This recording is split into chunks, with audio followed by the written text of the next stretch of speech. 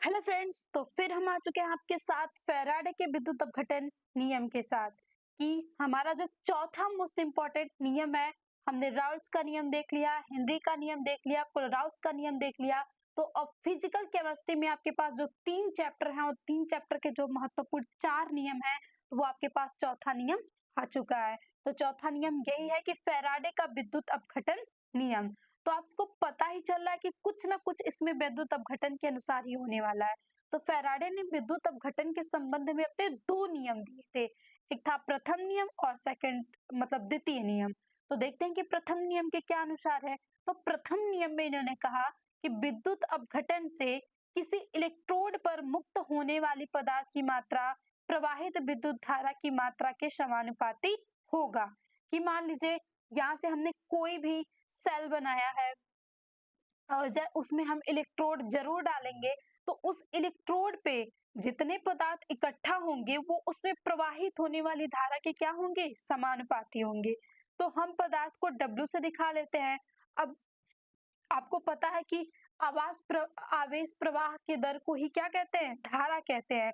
तो हम Q के समानुपाती से कर देंगे और जब Q हटाएंगे तो IT लगा लेंगे। तो यहाँ से आपके पास W अपान मतलब यहाँ से एक समानुपाती जब हटाते हैं तो एक कांस्टेंट आता ही है और उसे हम दिखाते हैं यहाँ पे Z से। तो Z रासायनिक शेल का नियतांक है और यहाँ पे W बराबर आपके पास आ जाएगा ZIT चिट। यहाँ से आपको फार्मूला याद रखना है कि अगर आपको W का मान दिया है और नियतांक का मान दिया है, सेकंड टाइम दिया है, तो आप वहां से धारा निकाल सकते हो। अगर धारा दिया है, Z का मान दिया है, समय दिया है, तो वहां से आप W का मान निकाल सकते हो। तो इसमें से कोई भी एक मान आपसे पूछा जा सकता है और जब नियम पूछा जाएगा तो आप नियम में यही बताएंगे कि विद्युत अपघटन से किसी इलेक्ट्रोड पर मुक्त होने वाली पदार्थ की मात्रा प्रवाहित विद्युत धारा की मात्रा के समानुपाती होता है। जैसे कि हम यहाँ से देखें, अगर हम एक यहाँ से लिए पात्र और इसमें हमने इसके लवट एक हमने यहाँ पे इलेक्ट्रोड डाल दिया, ये हो गया आपके पास इलेक्ट्रोड। अब मान लीजिए ये इलेक्ट्रोड Zn जिंक का बना हुआ है और ये जो विलयन है ZnSO4 का है। और मान लीजिए कि हमने एक और डाला, इसमें से एक और हमने लगा दिया दूसरे में से, मान लीजिए एक यहीं से हो गया, ये इलेक्ट्रोड हो गया। तो इसमें अगर आवेश गति करेंगे तो धारा बनेगी, मतलब धारा प्रवाहित होगी।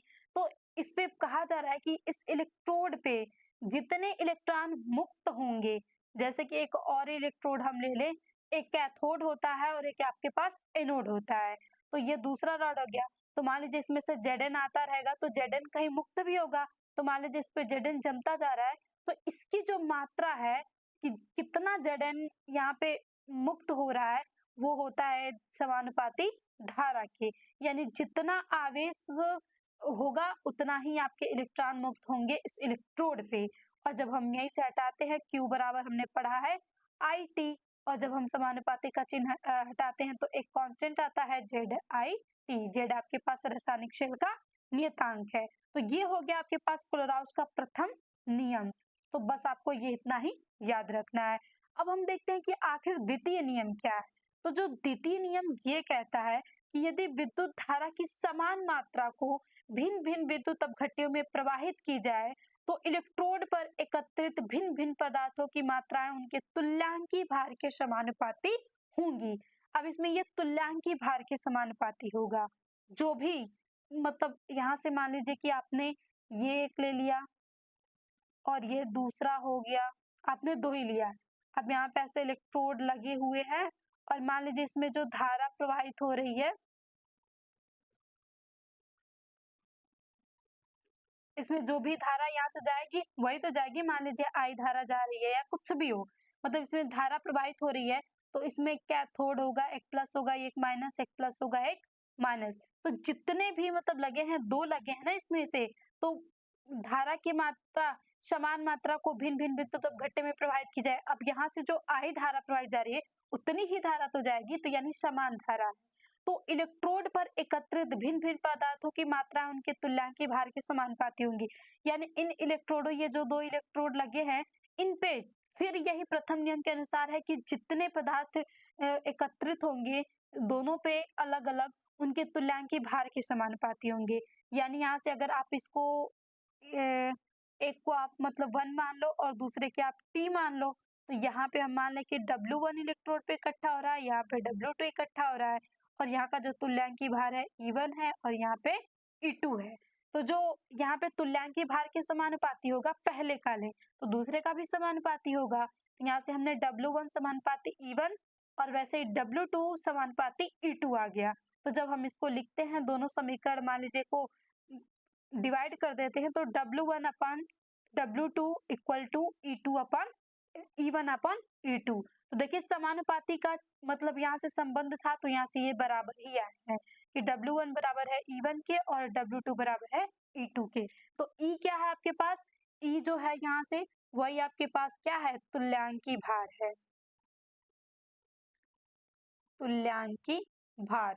और W है पदार्थ की मात्रा, तो आपको वहां से तुल्यांकी भार दिया होगा तो आप वहां से आसानी से W की मतलब कितनी मात्रा इन सभी, जैसे ये 2 ही नहीं 3 लगाया जा सकता है, 4 लगा सकता है, तो आप चाहे जितना भी लगा लो तो उसमें समान धारा ही प्रवाहित होगी कि हम दवा आपको धारा का मान हमेशा समान रखना है। तो उसमें जितने भी इलेक्ट्रोड हैं अलग अलग उनके जो पदार्थ एकत्रित होंगे वो उनकी तुल्यांकी भार के समानुपाती होंगे। बस यही था आपके पास फैराडे का नियम।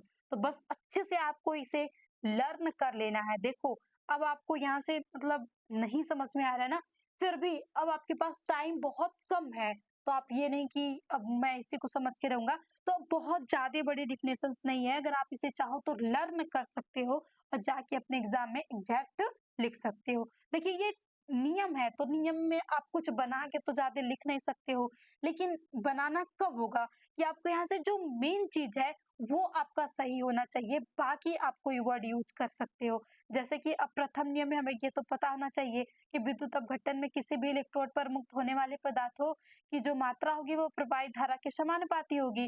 तो अगर आप ये फार्मूला भी याद रखते हो तो डिफिनेशन बना सकते हो, वैसे ये फार्मूला याद रख सकते हो तो आप ये डिफिनेशन लिख सकते हो।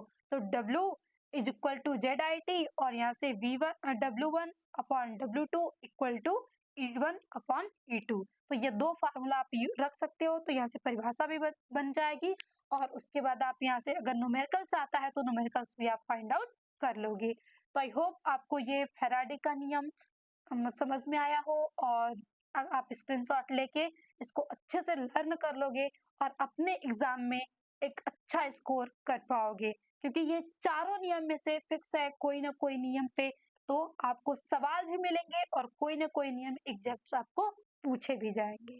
तो अगर आपको ये सारे सेशंस हेल्पफुल लग रहे हो तो प्लीज अपने दोस्तों को भी शेयर करें ताकि उनकी भी हो सके हेल्प। अगर वो भी है केमिस्ट्री में कमजोर और उनको केमिस्ट्री से डर लग रहा है तो उनका भी डर हो जाए खत्म, क्योंकि देखिए अगर हम पहले ही डर जाएंगे तो हमारा एग्जाम बिल्कुल भी अच्छा नहीं होगा।